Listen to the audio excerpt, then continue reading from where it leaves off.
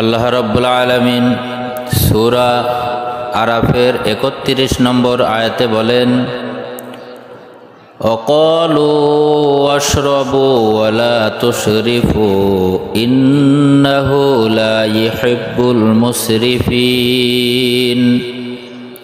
আল্লাহ রাব্বুল আলামিন বলেন, আর তোমরা খাও ও পান করো, তবে অপচয় করো না, নিশ্চয়ই তিনি আল্লাহ তাআলা অপচয়কারীদের পছন্দ করেন না। আল্লাহ রাব্বুল আলামিন অপচয় করতে নিষেধ করেছেন। আপনার বাড়ি যদি কোনো অনুষ্ঠান হয়ে থাকে, কোনো খাবার দাবার মেহমানদেরকে খাওয়ানোর পরে অবশিষ্ট অতিরিক্ত যদি খাবার থেকে থাকে, তাহলে আপনি এই খাবারগুলো আপনার আত্মীয় স্বজন অথবা পাড়া প্রতিবেশী অথবা এতিম মিসকিন গরিব যারা আছে তাদের মাঝে গিয়ে আপনি এটা বন্টন করে দেন, তাদেরকে আপনি এটা বিলিয়ে দেন, তাদের বাড়িতে গিয়ে আপনি দিয়ে আসেন। তবু আপনি খাবার নষ্ট করবেন না, কেননা খাবার নষ্ট করা গুনায় কাবিরা, বড় পাপ।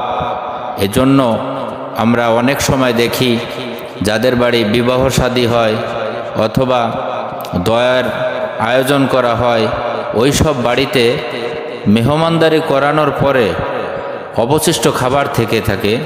এই খাবারগুলো তখন আমরা বিভিন্ন জায়গায় ফেলে দিই, কিন্তু পাশের বাড়িতে একজন অসহায় আছে, গরিব আছে, এতিম আছে, মিসকিন আছে, তাদেরকে আমরা দিই না।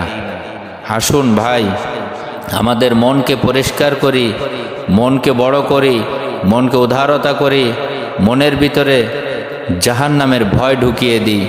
আল্লাহ পাক কি বলছেন আমরা সেই দিকে ফলো করি।